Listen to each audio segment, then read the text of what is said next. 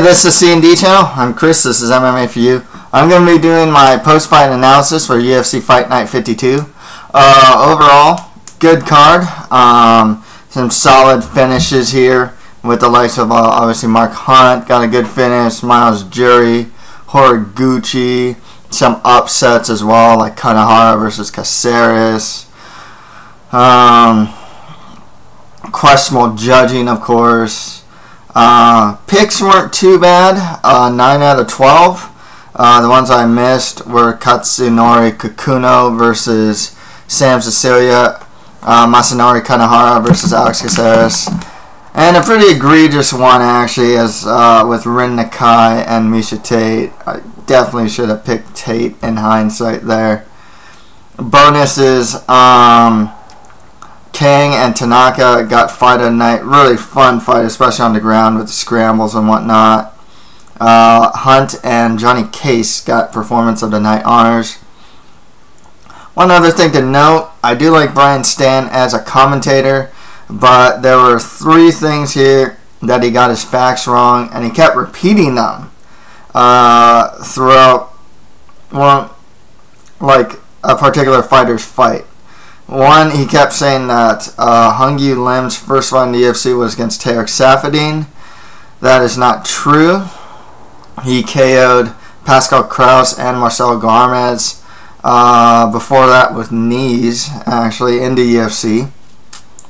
He also said that Hunt is the first to ever KO Nelson, which is not true. It was Andrei Arlovsky was the first to ever KO Nelson back in Elite XC. And he also said that Roy Nelson had walking pneumonia against Junior Dos Santos. If I'm not mistaken, the story was that he had walking pneumonia when he fought Frank Mir. Okay, with that out of the way, let's get right to it. Mark Hunt defeated Roy Nelson by knockout in the 2nd round. So in the UFC, Mark Hunt is the first person to knock out Roy Nelson in the UFC, not overall. You know, you can see in the fight that Nelson, he tried to go for takedowns, but he was kind of spamming the overhand right. He throws a left hook every once in a while along with the right hand, but for the most part, wasn't very successful. One thing is, too, with Nelson, he actually is one of the shorter heavyweights out there, and so he goes for the looping overhand right, or the windmill overhand right. It's usually against a taller opponent, so it actually reaches them. He's the same, close to the same height as Mark Hunt. That the trajectory is a little different. Roy Nelson would be more. It would be better if he went for like the straight and or just the right hook, or like a long right hook or something. But the overhand, the trajectory isn't really there like it is against the taller opponents that he's managed to knock out. Struve, Congo, Herman, and who else? Schaub, you know. It just, he doesn't have that same trajectory where he has to, like, you know, where he can really windmill it. I mean, if he windmills it against Hunt, it's just not the same. The trajectory's not there. He's just lower than where, like, his arm is used to, like, knocking guys. His hand is used to knocking guys out. Hunt was pretty much setting the trap for Nelson as well. He actually was hitting Nelson with the uppercut early on in the 1st round. I believe he went through like 3 or 4 jabs, had Nelson backing up. Couldn't really go the direction of the jabs or else he'd get hit. So Hunt stepped in and did the uppercut and knocked out Nelson. And he just flopped to the ground. Great stuff from Mark Hunt, and it's crazy to think that Hunt is truly a top UFC heavyweight at the age of 40, when there was a time in his career where he was losing like what 5 consecutive fights or 5, 6 consecutive fights, getting submitted left and right or just losing, you know? It's crazy to think that this is the same guy. I mean, when he came into the UFC and he got Kimura from the, you know, with Sean McCorkle on the bottom, you know, you just got to think, wow, yeah, Mark Hunt just isn't going to stay in the UFC for very long. And then he just kind of turned a corner all of a sudden. You know, it's very odd. You know, he beat Teixeira. Then I was like Rothwell after that, which in hindsight's a pretty good win. Then he beat Congo and Struve, and you're like, hey, these guys are progressively getting better. Had a really good competitive fight with Junior Dos Santos, besides getting knocked out. You know, went the full 5 rounds with Bigfoot. So, you know, saying in my predictions that Mark Hunt, where he had liabilities in the past, which was like submission defense and cardio, he's really shored those up. I mean, Roy Nelson took his back. Couldn't really stay on his back for very long, you know. His takedown defense is just getting really good now.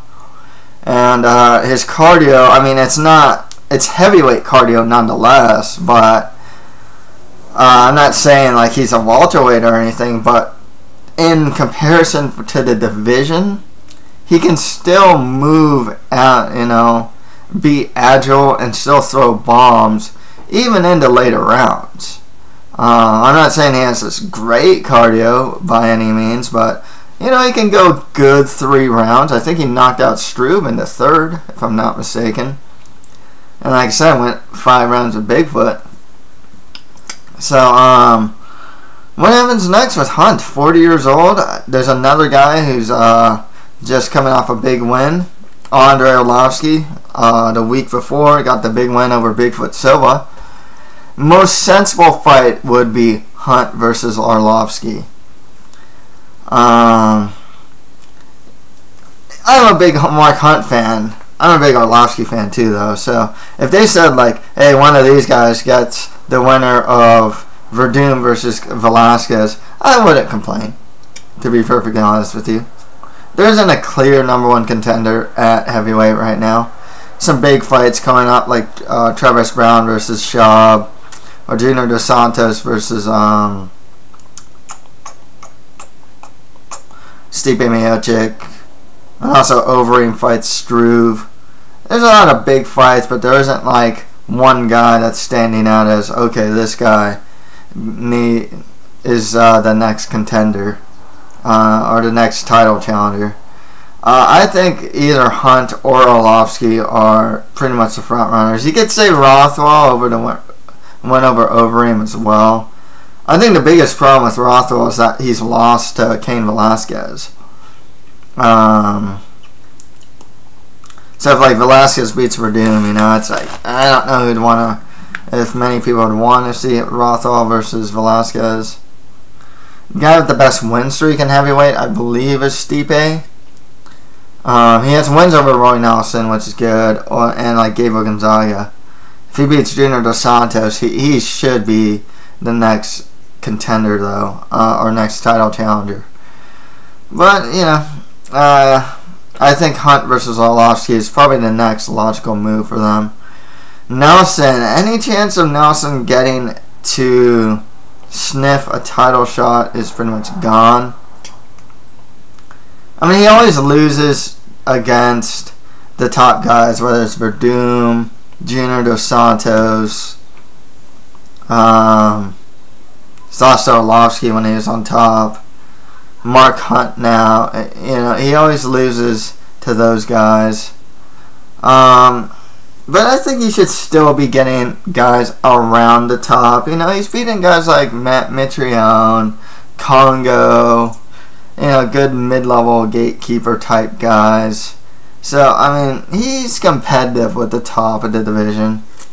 Maybe Bigfoot Silva next. Another guy coming off a loss. Barnett wouldn't be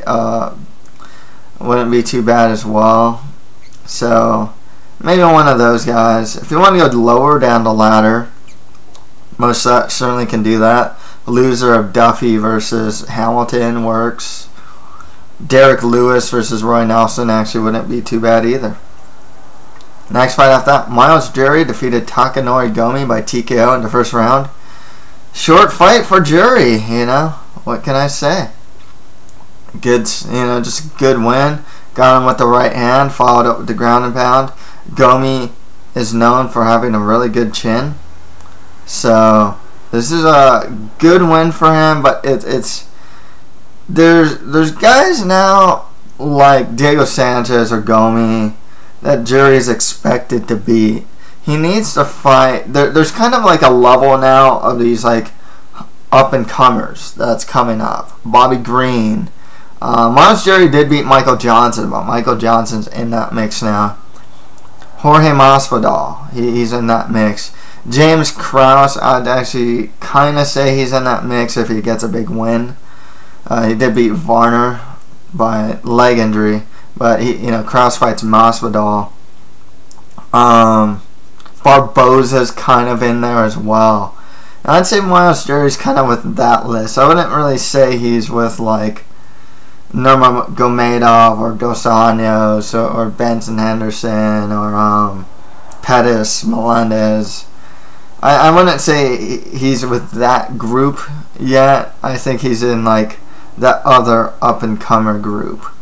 It's just really exciting for lightweight that they have these guys that are just like, Bobby Green just got that big win over Josh Thompson.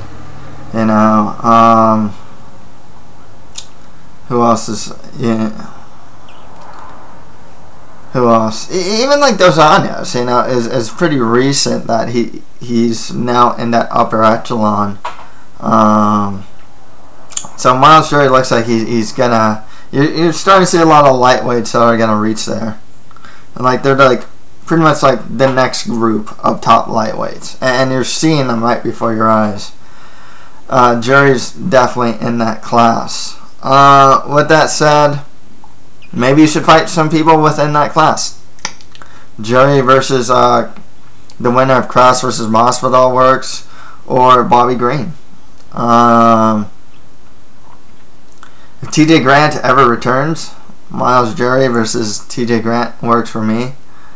I think Barboza's coming off that win over Evan Dunham, if I'm not mistaken. Jury versus Barboza wouldn't be too bad as well. Just, he definitely needs to not fight the Gomis or the Diego Sanchez's these days.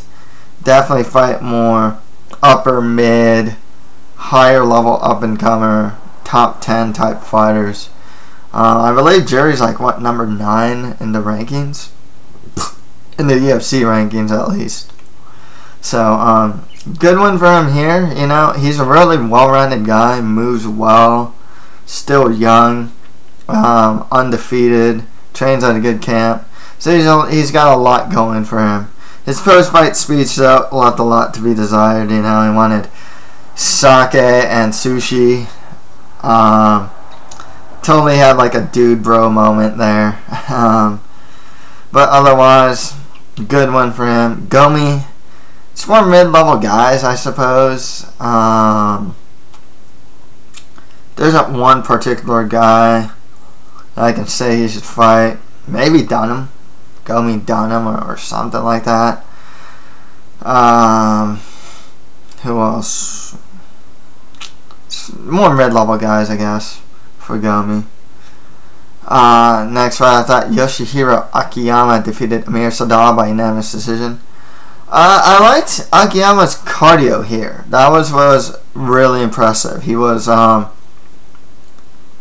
really that judicious about his pace. He was very much had a pretty high pace all 3 rounds, and his cardio was still there.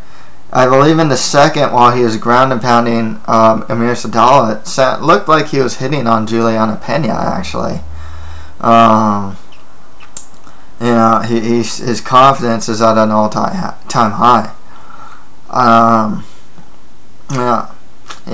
That judo trip he got on Sadal in the first round was good. He's got some power. 39 years of age, but Akiyama's definitely got some power in his strikes. He's always got the judo. I don't know if he can necessarily make a run, but wouldn't mind seeing him try at least, you know. It showed some really good ground and pound here. Still had some defensive issues. He gets a little, like, you know, the guy was getting upkicked, you know, because he's just so, like, eager to ground and pound Sadala. Akiyama, if you want to go with, like, model versus model, you can go Alan Joband versus Akiyama, because Joband's coming off that big win over Basinski. Maybe the winner of Stephen Thompson versus Patrick Cote. I think that wouldn't be too bad.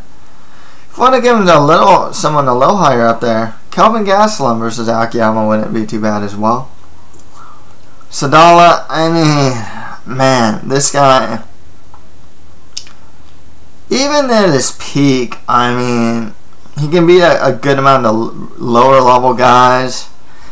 But there's like some fights where he fought lower level guys, still won, like, I think it's like Jorge Lopez or something like that he fought, and he struggled against the lower level guys. He got taken down by Dan Hardy, who's known more for striking, you know. So at this point, I mean, it's cool. He started his MMA career, pro MMA career, in the UFC. I mean, he's a guy that Matt Mitrione's the same way. Matt Riddle was like that too, actually. Don't see too many of those guys that were 0-0 coming into the UFC. And, you know, managed to at least prove that you're UFC quality. Sadala's barely UFC quality, you know. I know people have different definitions of that, especially these days with over like 500 fighters on the roster. I don't know what you do with Sadala. I think he has some name value, so maybe you can give him some guy coming off a loss, Amir Sadala or something like that, but I don't really know what he offers to the UFC at this point, and he's not getting younger. He's never really had that much power in his strikes. He's good on the ground, but I wouldn't say he's great there. You know, it's amazing that Sadala beat CB Dalloway once in Ultimate Fighter and then again on the Ultimate Fighter finale in the actual UFC. It's amazing he beat Dalloway. Dalloway is just doing really well these days too. Definitely wouldn't turn out the same if they fought again. But yeah, I was just ranting on about Sadala for some reason. Next fight after that, Miesha Tate defeated Rin Nakai by unanimous decision. One judge did give Nakai one round. Definitely not my finest moment as far as picks go. This was one where I picked Nakai to win, and I wasn't really looking into the skill sets of both. I even acknowledged in the predictions that I think Tate's the better overall fighter, and it showed here, but I still picked Nakai thinking that Miesha Tate would pretty much brain fart. Now, but Tate was just better in all areas of MMA against Nakai. However, this is something that Miesha Tate does a couple times. She will go into the wheelhouse of her opponent a lot of times. I've said it before, and even in this fight, there's flashes of it. Nakai took her back twice. One time, cool. Another time, that's because Miesha Tate, I think, was trying actually to go like for, I think, a body lock takedown. Like, you know, it's just, she looked like she was going into Nakai's wheelhouse. She should have. I mean, like, Nakai actually made it kind of hard for Tate to keep striking with her, because she went for takedowns so many times. Nakai showed a good chin. I mean, I guess there's something to be said about a moral victory here. that she didn't get worked over by totally destroyed by Tate. There were some people saying, with Nakai too, her striking's non-existent. You know, there are some people with really bad striking. Nakai has probably the worst striking in the UFC. It's bad. Her knees look funny. Like, you know, if you train and you're doing like drills with someone and they have to do knees, and some of them will do like these really weak knees. That's what Nakai was doing. She wasn't even like, it didn't even look like she was putting power to her knees. Granted, she can't really reach Miesha Tate.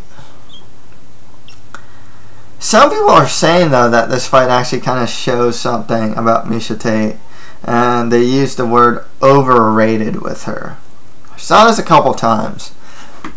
And I will say this about Miesha Tate, she definitely is of the class with like Shayna Baszler and Modafferi and that earlier class of female fighters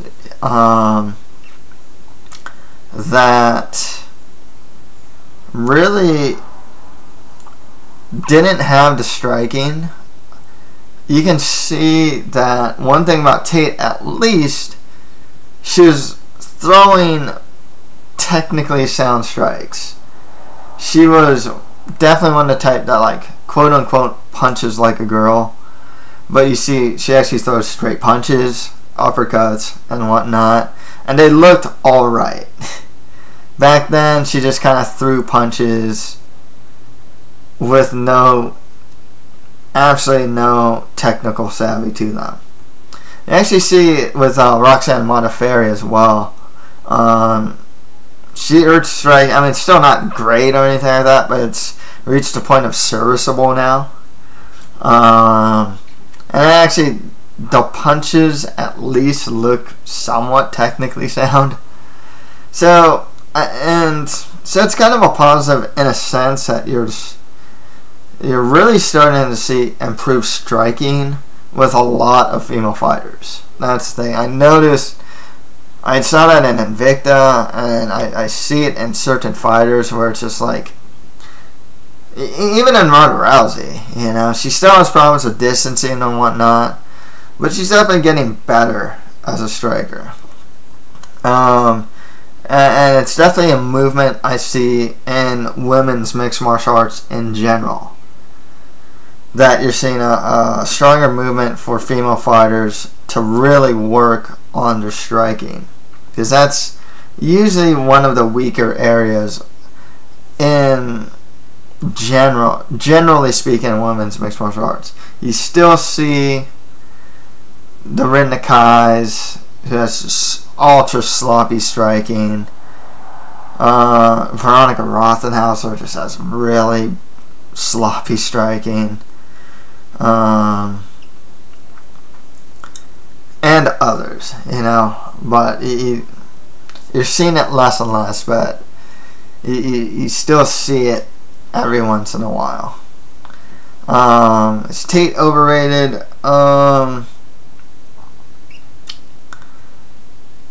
Like I said, she's a part of that one class back in the day. Her biggest wins now against like Kunin. She went 3 rounds with Rousey, which is a feat in itself. She is tough, you know. She's beaten Kedzie. She beat Carmouche, but I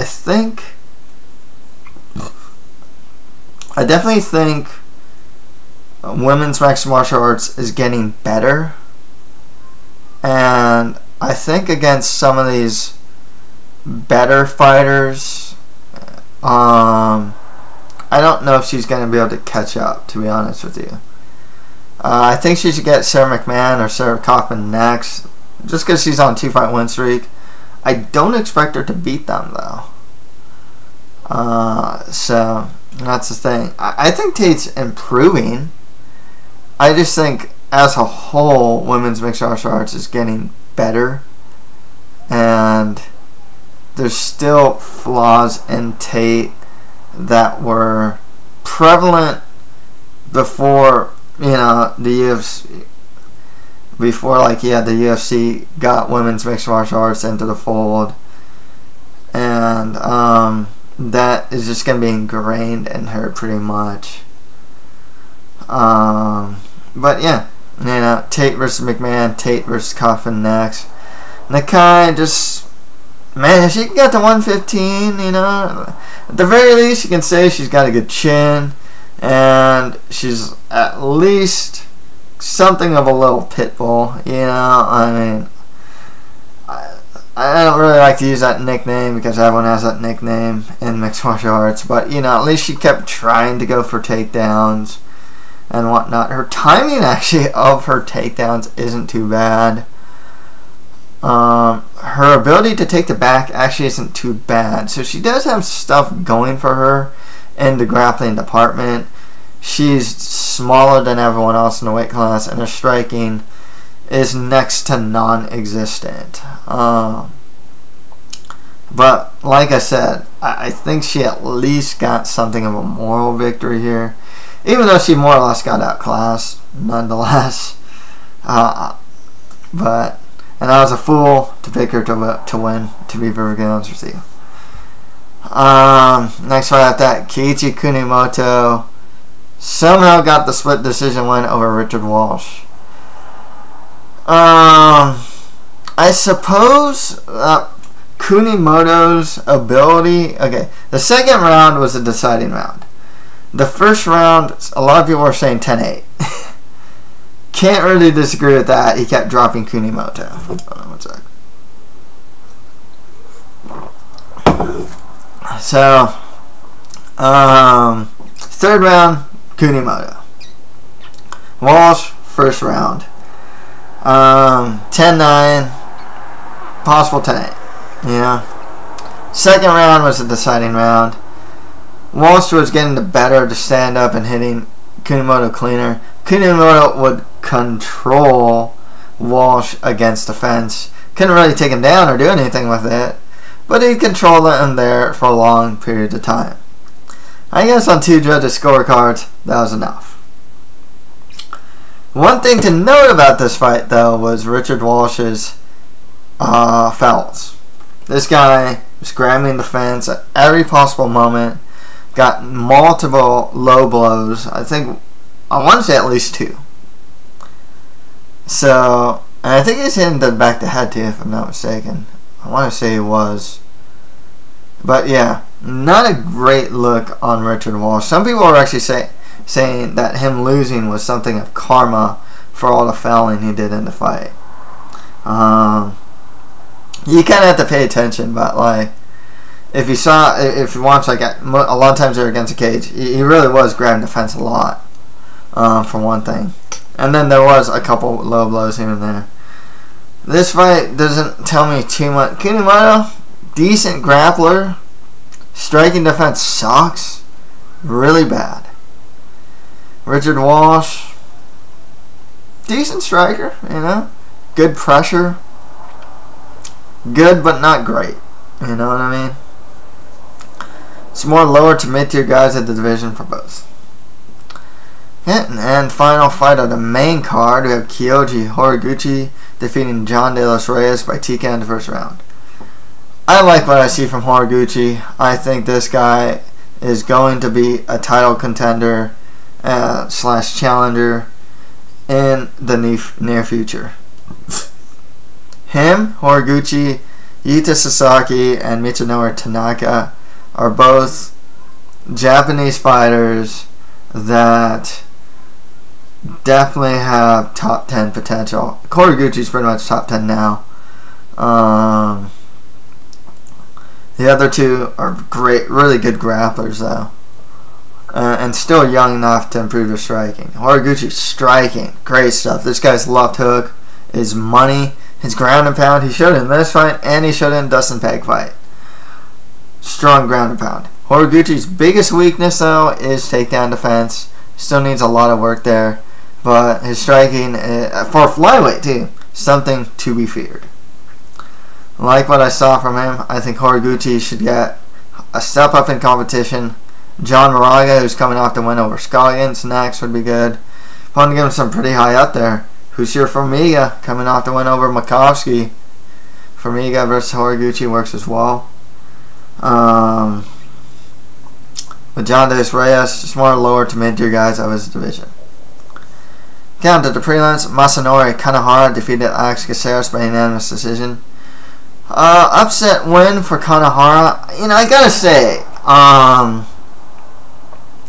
some people saw it. I'm not one of those people that saw it, but in hindsight, I can see it. This is what I mean.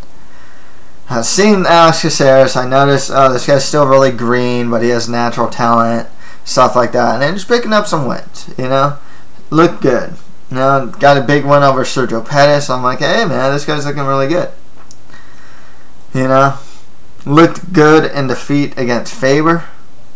And I'm thinking, wow, man, top 10, you know, for Alex Caceres, man. This guy won. It's just like one fight away from, one victory away from being a top 10 guy, you know. But what I wasn't seeing was that he's still very green. So this whole time, it's like, oh, yeah, you know what? He's an improving striker, but he's not a great striker. You know? Sergio Pettis is actually lining him up pretty good in the stand-up. I want to say when he fought Roland DeLorme that he got dropped. And I'm like, yeah, huh. It's like, yeah, he isn't like... He's definitely improving. He moves a lot better. He still has a lot of defensive holes in his stand-up, though. Doesn't always use his range, or sometimes he just gets really comfortable and content. He almost like checks out, you know, like he doesn't, or something like that. You can kind of just see that he's still a bit green. I mean, he's good at taking the back, but Kanehara, man, that guy could take Caceres' back like one. I noticed that with Kanehara, and he fought like Omigawa. He's really good at taking the back.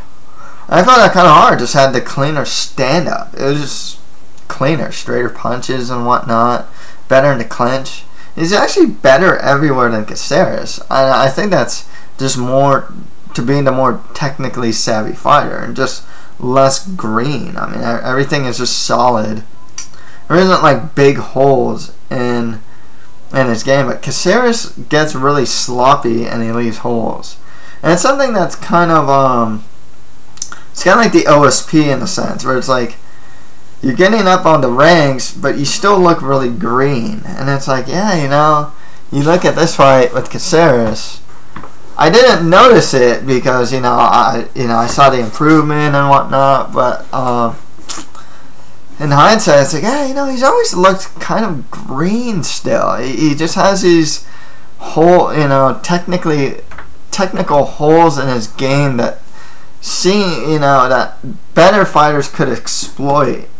And Kanehara was one of those guys that could exploit it. I mean, Caceres looked good in the third round, for sure. I gotta wonder if that's just more to Kanehara coasting than anything else, though. It didn't really seem like Kanehara was putting the effort he was putting in the first and second that he was in the third, to be honest with you. And it could be because Caceres was pressuring him and really going for it, but I don't know. So with that said, I mean, Caceres definitely still a work in progress. You know, it's pretty high on him. This kind of lowered my hype or whatever you want to call it for Caceres. He definitely still needs some work. I like what I saw from Kanehara, though. Just solid all around fighter. I wouldn't say he's great anywhere, but you know, good everywhere. Probably above average in grappling. You know, I liked, especially at taking the back. He's really good at that. So, you know, maybe I can actually say he's a great grappler or an above average grappler for sure. With a win over this, and he's like 31 years old. I mean, if you want to give him someone high up there, you can. You know, you can go with Kanehara versus like Alcantara or Johnny Eduardo or something like that. If not that, you can give him like the winner of Rob Font versus Mitch Gagnon next. Solid like mid-level guys there. curious to see what happens with Kanehara. I don't know. I don't think he'll get too high up there. I mean, I don't think he'll be a title challenger or anything like that. He could be a Mizugaki type, though. You know what I mean? Just like that really tough out in the division who can beat a good amount of good fighters. But, like, when he reaches a certain level, he just can't beat that level. I can see Kanehara being something of a Mizugaki of the division. Which is a good place to be, actually. Next one after that, Katsunori Kikuno defeated Sam Cecilia by rear naked choke in the second round. You know, this was this is actually kind of a competitive fight. But Cecilia has a lot of holes in his game, defensive holes in his game. He's always had him. He's had him here. It's kind of funny watching this fight as both these guys fights with their hands down, and really don't care for defense very much. Cecilia pretty much, I mean, the rear naked choke was there, and then he pretty much spun deeper into the rear naked choke. There's not much I can say about these guys because I don't see them getting past mid-level, you know. Cecilia's always been around the bottom rungs of the division, you know. He's a tough guy, you know. He hits hard. He's always pushing forward. You know, he's definitely a guy you have to work. Something like a lower level gatekeeper at this point, you know. I think there's a role for him in the UFC in that role. He's not a good range striker at all. Cole Miller showed that. This fight kind of showed it.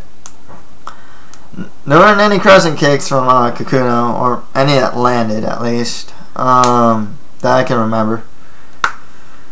But yeah, Kikuno, I don't really see him getting too far in the division, but just for both these guys, just more lower to mid-tier guys in the division.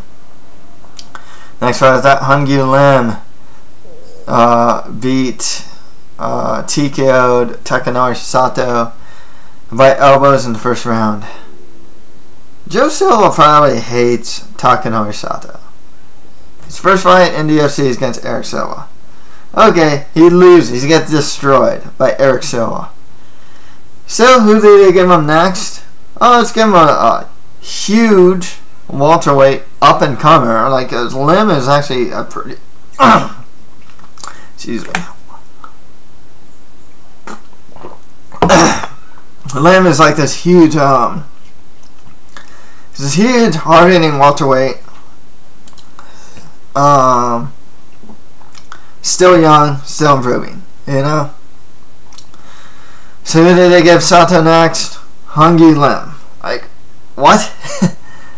You know, you can't give him some dude from, like, Ultimate Fighter Nations, or, heck, Ultimate Fighter China, you know, or just something easier that Hungyu Lim, Eric Silva, than Hungyu Lim. He got blasted by elbows. I thought Lim would actually win by knees because he has really good knees. I guess Lim decided to use elbows this time around, and it worked. He got the Hoppa style elbows, where the opponent's trying to go for the legs and go for a takedown, and you get elbowed like crazy in the temple for trying that. And Sato got TKO'd because of it. I think good next logical fight, Lim versus Eric Silva, actually sounds pretty good to me. I think Lim, you know, he's still kind of a slow, plodding type fighter, but he's good. I think he should eventually go to middleweight. Guy is huge for welterweight. He's tall too, 6'3". He wouldn't, excuse me, he wouldn't even be undersized as a middleweight, like at all, you know. So good win for Lim. For him, you know, I know a lot of fighters think like, okay, the lowest you can be, the better, but sometimes there's something to be said about moving up a weight class, you know. Welterweight is notoriously deeper than middleweight. Lim can get wins in middleweight for sure with the skill set that he has. Sato, I don't know who they give him next. Maybe when Carlos Condit returns, they'll give him Takanori Sato. Because, like I said, Joe seems to hate this guy or something. Like, he just gets like the toughest fighters that he can get against Sato. Don't know why, it just is. Yeah, next fight that Kyung-Hyo Kang defeated Michinori Tanaka by split decision. Pretty happy with this pick because I kind of figured the fight would happen the way it did. That's the thing. I knew that Kyung-Hyo Kang was a really good scrambler. Michinori Tanaka though is a really good scrambler too. Every time that Kang took Tanaka's back, Tanaka would manage to reverse and get back on top. Couldn't really hold Kang down for too long of extended periods of time. I felt Kang had the better stand-up as well. I like actually Kang's improvement in the stand-up. His stand-up was always not that strong. Defensively, it's not that great. It still isn't that great though. But on the ground, Kang, this guy's scrambling ability is like insane. Tanaka though, great future for him. He has some really good judo. It kind of cost him though because he'd go for some sort of takedown, miss or something, and then Kang would take his back off of that. So he still needs some work, and he definitely needs a lot of work on the stand-up. But he's still got a bright future for him. I think Tanaka, if he can, should probably cut down to 125, to be honest with you. He seems a bit undersized for the division from 135. Both these guys should just fight more lower to mid-tier guys of the division. Next fight, I thought Johnny Case defeated Kazuki Tokudome by guillotine in the second round. Great win for Case, Yeah, Tokudome just doesn't really impress me. One thing about Case, though, he does have a wrestling background, but he still got taken down by Tokudome. So, that's something to watch out for with Case, his takedown defense. It's proven not to be that great, despite the fact that he does have a wrestling background. Good guillotine, though. Not much I can say. I mean, Tokudome's on a 2-fight losing streak now. Maybe more. I forgot. He might get cut. I just don't really say what he offers to the UFC. Case is more lower to mid-tier guys at the division. And finally, Maximo Blanco defeated Daniel Hooker by unanimous decision. Good win for Blanco. He took the first 2 rounds. Hooker did well in the 3rd round, but it just wasn't enough. It's not really much else I can say. Maximo Blanco, he's athletically gifted, and he's relatively well-rounded, Really good wrestler, stand-up's good, has some power and strikes. But, mentally is just not there. So, just more lower to mid-tier guys at the division for both. So that's it for my post-fight analysis for UFC Fight Night 52. If you have any comments, just leave them below. And that's it for MMA Preview. Thank you guys very much.